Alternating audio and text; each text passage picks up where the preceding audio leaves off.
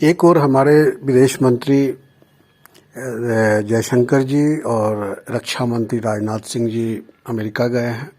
वहाँ वो अपने काउंटर पार्ट से बायलैटरल इश्यूज पर डायलॉग करेंगे, वार्ता करेंगे।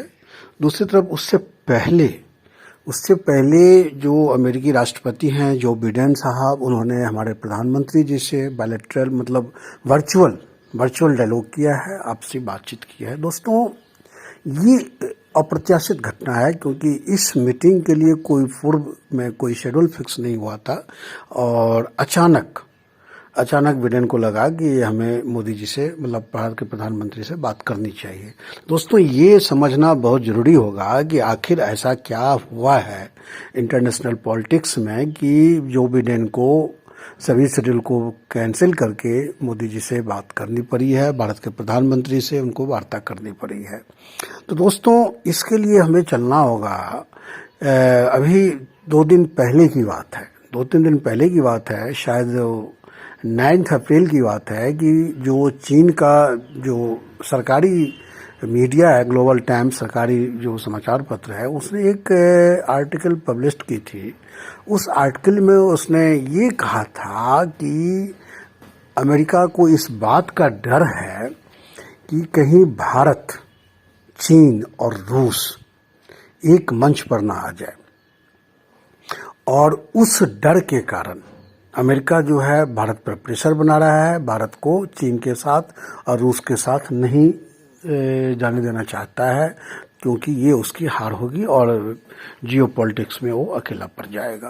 दोस्तों, ये एक कारण हो सकता है क्योंकि और खुद चीन ने इसको लेकर के बहुत सारे संकेत दिए हैं कि वो भारत के साथ वो अपने संबंधों को बेहतर करना चाहता है। सबसे पहले तो जो लद्दाख से लेकर के जो पूरा अरुणाचल तक, कश्मीर से लेकर अरुणाचल तक जो बॉर्डर इशू है एलएसी को लेकर के, चीन ने फिलहाल उसको ठंडे बस्ते में डाल दिया है। उस पर वो कोई अभी कमेंट नहीं कर रहा है, खास करके निगेटिव कमेंट नहीं कर रहा है। दूसरी बात यह है कि अचानक कुछ पिछले दिनों चीन के विदेश मंत्री भारत आए थे। उन्होंने भारत के विदेश मंत्री से बात की।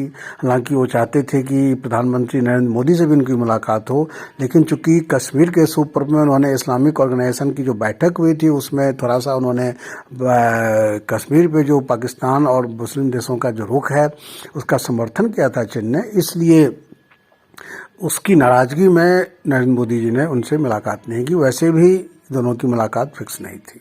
इसके बावजूद चीन जो बहुत नरमी बरत रहा है, चीन बहुत बैलेंस्ड अप्रोच अपना रहा है। और यूक्रेन युद्ध में जैसा कि आप जानते हैं कि भारत ने जिस तरह से रूस की मदद की है, रूस को लेकर के जो इंटरनेशनल ऑर्गेनाइजेशन है यूएनओ का, कई प्लेटफॉर्म पर उसने रूस के साथ एकजुटता दिखाई है, वोटिंग से एब्सटेन किया है खुद को रूस के पक्ष में। तो इस तरह से जो पिछले दिनों यूक्रेन युद्ध से पहले रूस थोड़ा सा पाकिस्तान की ओर जा रहा था। आपको पता होगा कि वो पाकिस्तान को कुछ हथियार भी दिए थे। रूस के विदेश मंत्री इंडिया आए तो वो पाकिस्तान भी गए। ऐसा लग रहा था कि चीन जो है रूस और पाकिस्तान को नज़दीक ला रहा है और भारत को अलग हो रहा है। लेकिन दोस्तों, यूक्रेन युद्ध के बाद जैसे कि सारे देश एक एक करके रूस से अलग होते गए, तो भारत ने मजबूती से रूस का साथ दिया और हमारे पुराने संबंध हैं, ये आप सब जानते हैं। तो रूस भी भारत को लेकर के पॉजिटिव हुआ है और जैसा कि S-400 की डील थी उसने भारत को दिया। आशंका जताई जा रही थी कि S-400 वो भारत को नहीं दे पाएगा। फिर S-500 की भी डीलिंग हुई है, मतलब वो भी भारत को दे सकता है, वो देगा। तो और चीन जो है, रूस ही वो देश है जो भारत और चीन के बीच संबंधों को मधुर बना सकता है। और यूक्रेन की लड़ाई जो है ये एक मौका दिया है इस मामले इस मुद्दे पर कि रूस जिस तरह से रूस को मुश्किल घड़ी में भारत ने साथ दिया है, उसी तरह से रूस अपनी दोस्ती निभाएगा और चीन के साथ जो इसके संबंध हैं भारत के जो वो मतलब ठीक करेगा। ये दोस्तों, ये अमेरिका को इस बात की आशंका है और उस आशंका को बल दिया है चीन के ग्लोबल टाइम्स ने। ग्लोबल टाइम्स ने जब ये लिखा कि रूस इस चीन इस बात सॉरी ग्लोबल टाइम्स यानी चीन के सरकारी मीडिया ने चीन की सरकारी मीडिया ने जब ये खबर पब्लिश की कि अमेरिका को इस बात का डर है, उसके बाद अगर आप देखें तो घटनाक्रम धीरे धीरे बदल रहा है और बिडेन की मुलाकात हो रही है भारत से। बिडेन की जो मुलाकात है, जो आज मुलाकात होने वाली है शेड्यूल में, उस मुलाकात में क्या होगा? सबसे पहले अगर हम रूस के व्हाइट हाउस की बात करें, व्हाइट हाउस ने जिन साने जो उनके प्रवक्ता हैं उन्होंने जो कहा है वो ये कहा है कि यूक्रेन पर जो भारत का तटस्थ रवैया है वो तटस्थ रवैया नहीं है, बल्कि भारत का रवैया रूस के पक्ष में है। तो अमेरिका चाहेगा कि भारत अपने इस रवैये को बदले और वो रूस का नहीं बल्कि अमेरिका का साथ दे। इसको लेकर के अमेरिका कई तरह से भारत को घेरना चाह रहा है। पहला तो ये कह रहा है कि रूस से जो उसके हथियारों की जो डीलिंग है, जो उसका हथियार खरीदने का जो रूस पर निर्भरता है, वो हम करेंगे। और हम करेंगे यानी अमेरिका भारत को वो सारे साजो सामान आपूर्ति करेगा सामरिक लिहाज वाले जो रूस उसको दे रहा है। दूसरा जो है वो कह रहा है, जो अमेरिका का जो मतलब रूस को इसलिए उसको अलग करना। दूसरा अमेरिका ये कहता है कि हम दोनों दुनिया के जो है डेमोक्रेटिक कंट्री हैं और महान डेमोक्रेटिक कंट्री हैं। हम दोनों अगर मिलकर काम करेंगे तो दुनिया भर में डेमोक्रेटिक सेटअप जो है उसको मजबूती मिलेगी और उससे दुनिया को एक नया उदाहरण मिलेगा और हमें इसलिए मिलकर काम करना चाहिए। दोस्तों, ये दोनों चीज़ों के अतिरिक्त भारत और चीन और रूस के गठबंधन का जो अमेरिका जो विरोध कर रहा है उसका सबसे बड़ा कारण इकोनॉमिक है।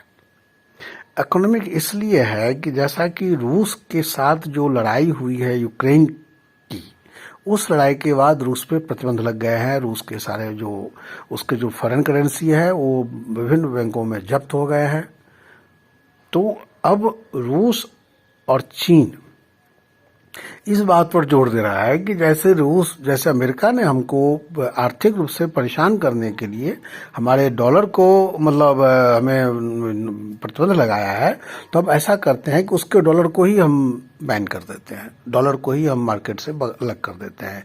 इसके लिए दोनों देश रूस और अमेरिका सहमत है। रूस और चीन, सॉरी अमेरिका मैंने गलत कहा, रूस और चीन इस बात के लिए सहमत है कि हम युआन को यानी चीनी करेंसी को इंटरनेशनल करेंसी के रूप में हम स्वीकार कर लें और हमारा जो लेन देन हो युआन के रूप में हो। और दोस्तों, अगर भारत ने इसमें साथ दे दिया रूस और चीन का, तो अब ये समझिए कि डॉलर का एक तरह से जो वर्चस्व है अभी वर्ल्ड इकोनॉमी में और अमेरिका का जो वर्चस्व है वो खत्म हो जाएगा। क्योंकि जैसे ही भारत इस बीच में इसमें यस कहेगा, वैसे ही कई देश तैयार हैं जो युआन में व्यापार करने के लिए तैयार हैं। यूएई, यूनाइटेड अरब अमीरात ने भी पहले ही कह दिया है कि हमें आई हैव नो प्रॉब्लम। तो दोस्तों, अब ये रिसेंटली जो ऐसा हुआ है, अब जो बिडेन जो भारत के प्रधानमंत्री से बात करना चाह रहे हैं वो इसी परिप्रेक्ष्य में करना चाह रहे हैं।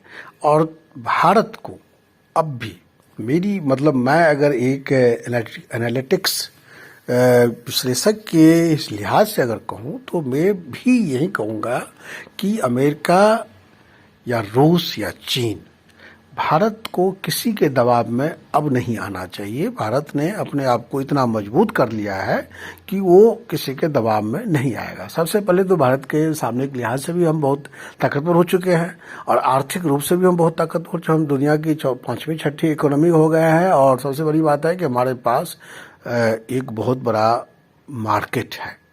हमारा जो मिडिल क्लास है वो बहुत बड़ा है। तो कोई भी देश हमको इग्नोर नहीं कर सकता, खास करके अमेरिका तो कभी इग्नोर नहीं करेगा, क्योंकि अमेरिकी पॉलिसी जो है हमेशा इकोनॉमिकली ही वो शेड्यूल होता है। आपको पता होगा कि जब ताइवान को जब उसने यूएनओ से हटाया था और चीन को लिया था, जो चीन आज इतना बड़ा सरदर्द पैदा कर रहा है, वो अमेरिका ने ही किया था। सिर्फ इसलिए कि वो चीन में उस समय 60 करोड़ की आबादी हो गई थी। 60 करोड़ की आबादी वाले चीन में अमेरिका को एक बहुत बड़ा अपना कारोबार दिखता था, और वो जो है उसने ताइवान को झटके में यूएनओ से अलग कर दिया और चीन को शामिल कर दिया।